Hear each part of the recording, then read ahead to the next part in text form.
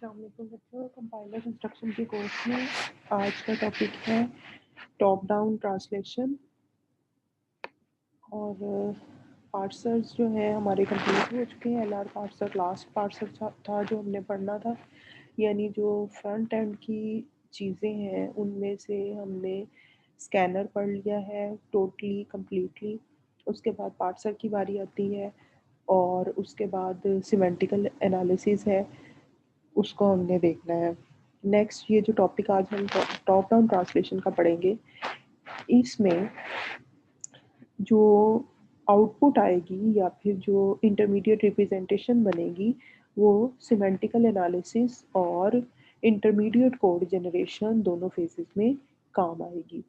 यानी जो पार्सर हमें ट्री प्रोवाइड करता है या फिर इंटरमीडिएट रिप्रेजेंटेशन प्रोवाइड करता है वो इसकी इनपुट है, और फिर ये उस ट्री के अंदर मल्टीपल एट्रीब्यूट्स ऐड करके उसको डेकोरेट करना, हम इसको कहते हैं। उस ट्री को मज़ीद डेकोरेट करता है, उसमें एट्रीब्यूट्स वैल्यूज़ ये सारी चीज़ें जो है वो ऐड करता है।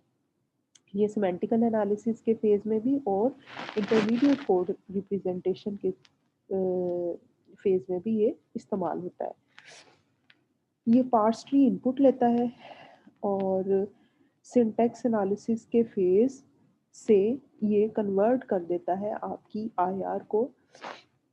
टाइप चेकिंग या फिर मीनिंग वाली जो बातें हमने की थी वो सारा काम जो है वो इस फेज में होगा। नेक्स्ट फेज इसके बाद क्या फेज आता है, इंटरमीडिएट कोड रिप्रेजेंटेशन का या इंटरमीडिएट कोड जनरेट करने का। हम एक कॉन्टेक्स्ट फ्री ग्रामर को इस्तेमाल करते हुए उसमें कुछ एनोटेशंस ऐड कर देते हैं, और यानी सिंटैक्स को हम उसमें चेंज किए बगैर कुछ ऐसी चीज़ें ऐड कर देते हैं जो ट्री के अंदर डेकोरेटेड नज़र आती है। हम इन एक्स्ट्रा एलिमेंट को सिंटैक्स डायरेक्टेड डेफिनेशन कहते हैं। इसका एक प्रॉपर नाम है सिंटैक्स डायरेक्टेड डेफिनेशन, या फिर इसको हम कहते हैं कि हमने सिमेंटिक रूल्स अप्लाई कर दी है अपनी ग्रामर पे। हर वेरिएबल के लिए हम एक सेट ऑफ एट्रीब्यूट्स उसके साथ अटैच कर देते हैं। उसके लिए सबसे पहला काम जो हमने करना है वो है CFG को हमने थोड़ा सा चेंज करना है। एक बहुत ही सिंपल सी CFG मैं लेने लगी हूँ यहाँ पे। एग्जाम्पल में E can be E1 plus T, तो इसको आप कह देंगे E dot value is equal to E1 dot value plus T dot value. Production क्या थी, E1 प्लस T। तो हम डॉट वैल्यू का एक एट्रीब्यूट इसके साथ अटैच कर दिया है, ऐड कर दिया है, जो कि क्या बता रहा है कि E और T की वैल्यू जब प्लस हो जाएगी तो वो असाइन हो जाती है लेफ्ट हैंड साइड पे जो नॉन टर्मिनल पड़ा हुआ है E को। D can be TL। इसका मतलब क्या है कि L dot inherit is equal to TL is the, ये जो एक्चुअली ये जो CFG है ये आपकी जो वेरिएबल डिक्लेरेशन का ये के सिलसिले में ये प्रोडक्शन है, टाइप है और वेरिएबल है कि जितनी भी लिस्ट ऑफ वेरिएबल्स होंगी उसको वही टाइप असाइन हो जाती है जो कि लेफ्ट हैंड साइड पे लिखी होती है। यानी dot inherit is equal to T dot type कि लिस्ट ऑफ वेरिएबल्स वही टाइप इनहेरिट कर लेते हैं जो कि टी की टाइप होती है। ये जो अभी सारी हमने बातें की इसको हम क्या कहते हैं, syntax directed translation, sorry syntax directed definition, SDD इसको हम कहते हैं, सिंटैक्स डायरेक्टेड डेफिनेशन। और अब नेक्स्ट काम जो हम करने लगे हैं वो है सिंटैक्स डायरेक्टेड ट्रांसलेशन। अच्छा, क्योंकि दो ही लफ्ज़ों का फ़र्क है, उसमें है डेफिनेशन और इसमें है ट्रांसलेशन। उसका मतलब क्या है, हमने चीज़ें ऐड की हैं, अभी कोई एक्शन परफॉर्म नहीं किया, उसमें जस्ट हमने ग्रामर में चेंज किया है। सिंटैक्स डायरेक्टेड ट्रांसलेशन में क्या होता है, आपने एक्चुअली एक्शंस परफॉर्म करने होते हैं।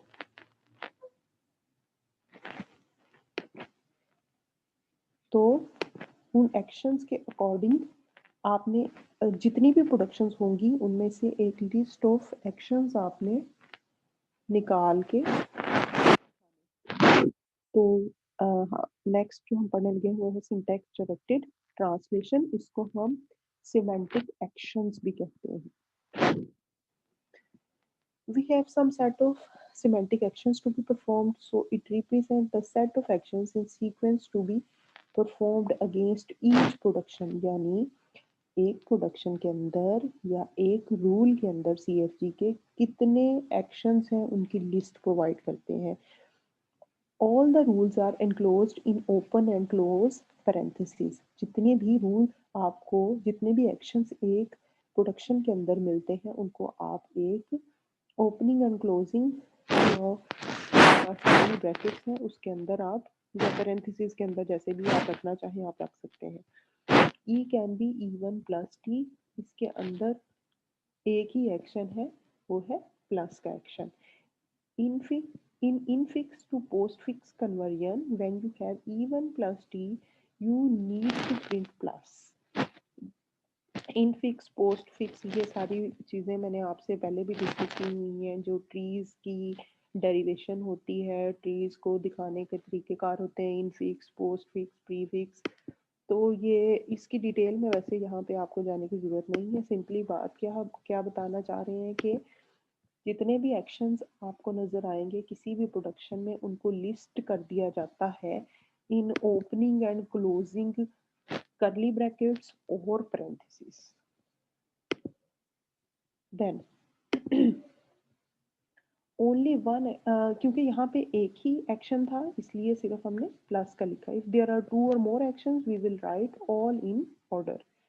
this translation is used in intermediate code generation। फिर ये चीज़ जो है, ये जो हमने बनाई है अभी, वो इंटरमीडिएट कोड जनरेशन। आपको पता है इंटरमीडिएट कोड जो है वो एक्चुअली किसी भी आप आर्किटेक्चर पे रन कर सकते हो। दैट इज़ हार्डवेयर इंडिपेंडेंट होता है वो, और उसका ताल्लुक जो है किसी ख़ास हार्डवेयर से नहीं होता। इसीलिए हम इंटरमीडिएट रिप्रेजेंटेशन जनरेट करते हैं आफ्टर फ्रंट एंड। और जो बैक एंड है, जो पार्ट्स, जो आपके कंपाइलर का बैकएंड का पार्ट है, या फिर जिसको हम हार्डवेयर रिलेटेड पार्ट कहते हैं या आर्किटेक्चर रिलेटेड पार्ट कहते हैं, उस पे ये वाला IR इंटरमीडिएट कोड आप रन कर सकते हैं। तो इसके लिए हम एक एग्जांपल देख रहे हैं।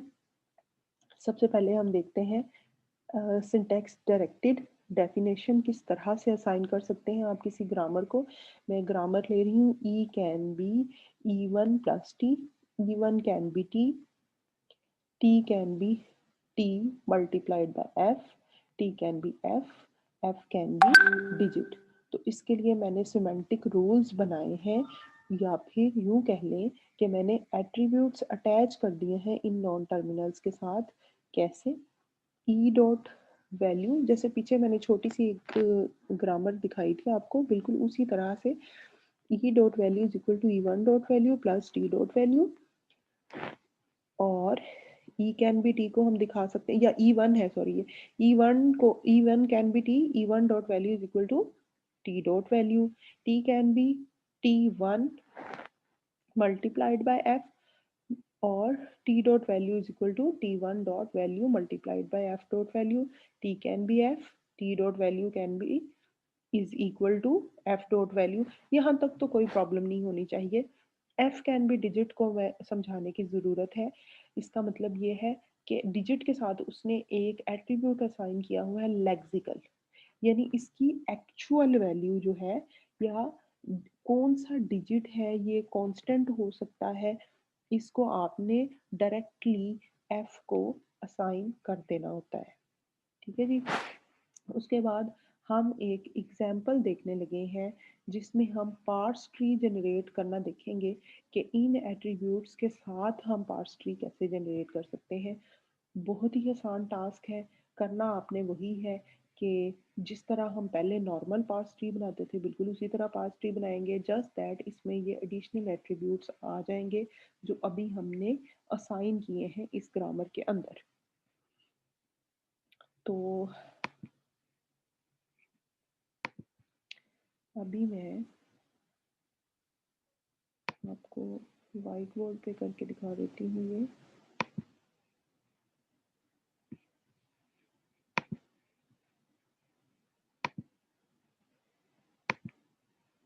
तो हमारे पास जो एग्जाम्पल है वो है 2 + 3 × 4।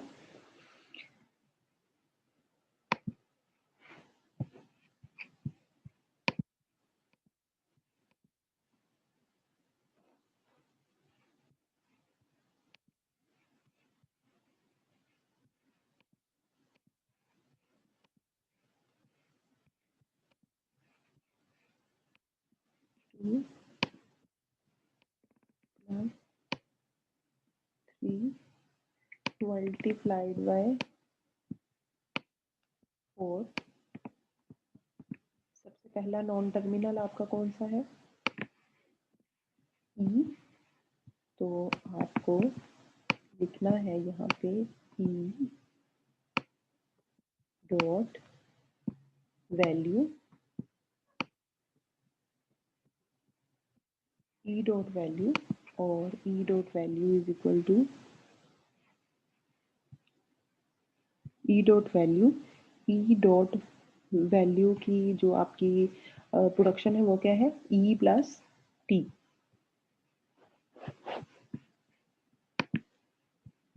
तो यहाँ पे मेरे पास मैं लिख देती हूँ यहाँ पे ई प्लस टी। ई और टी के एट्रीब्यूट्स कौन कौन से हैं? ई डॉट वैल्यू और T dot value. Then next हमें कौन सी प्रोडक्शन चाहिए? हम ई डॉट वैल्यू को इवेलुएट कर लेते हैं ई कैन बी टी वाली जो प्रोडक्शन है।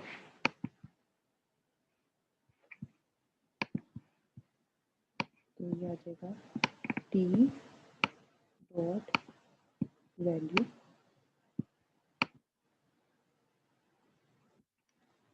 Then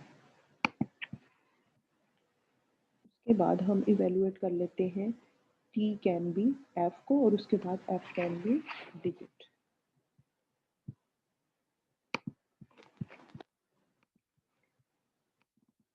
T can be F, और एफ का एट्रीब्यूट क्या है?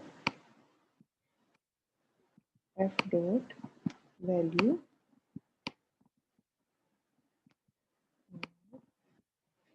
एफ कैन बी डिजिट था, तो हम यहाँ पे लिख देते हैं डिजिट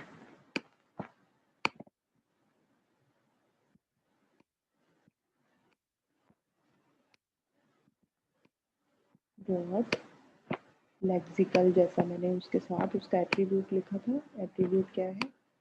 लेक्सिकल को मैं सिंपली लेक्स लिख रही हूँ क्योंकि इतना। उसके बाद ये पहला डिजिट हमें क्या मिलेगा? डिजिट की वैल्यू आ जाएगी 2। उसके बाद ई डॉट वैल्यू को भी बिल्कुल इसी तरह हम टी को इवेलुएट कर लेते हैं। यहाँ पे T can be F dot value,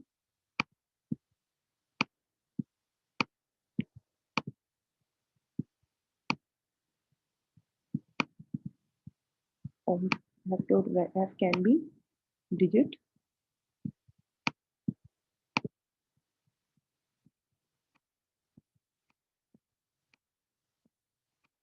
dot lexical. बल्कि यहाँ पे टी के लिए हमें एक प्रोडक्शन और इस्तेमाल करनी पड़ेगी जो कि है टी मल्टीप्लाइड बाय एफ वाली। तो यहाँ पे आ जाएगा टी डॉट वैल्यू,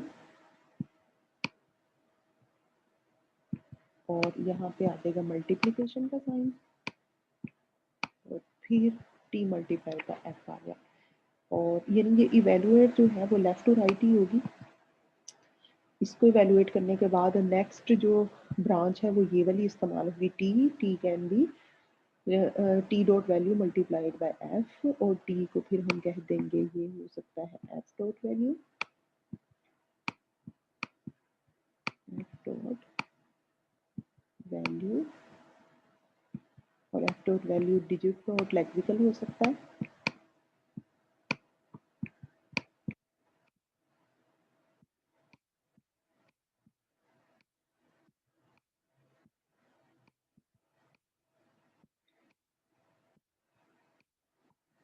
और डिजिट डॉट लेक्सिकल क्या हो सकता है, 3 हो सकता है। और ये वाला डिजिट डॉट लेक्स क्या हो सकता है, 4 हो सकता है। देन अब आगे क्या करना है, अब ये इवेलुएट होता जाएगा, यानी डिजिट डॉट लेक्स को क्या वैल्यू मिलेगी, 2। इस एफ डॉट वैल्यू को क्या वैल्यू मिलेगी, which is equal to digit dot lex जो कि क्या है 2। इस टी डॉट वैल्यू को क्या वैल्यू मिलेगी, जो कि एफ डॉट वैल्यू है विच इज 2। इस ई डॉट वैल्यू को क्या वैल्यू मिलेगी, 2। अब ये वाला ई रह गया, इसको इवेलुएट करने के लिए हमें एक ऑपरेशन की ज़रूरत है जो कि प्लस ऑपरेशन, और हमें राइट हैंड साइड वाले की ज़रूरत पड़ेगी। तो यहाँ पे टी के लिए हम all the way to the child आएंगे, और ये वाला डिजिट इक्वल टू 3 आ जाएगा। देन ये वाला डिजिट इक्वल टू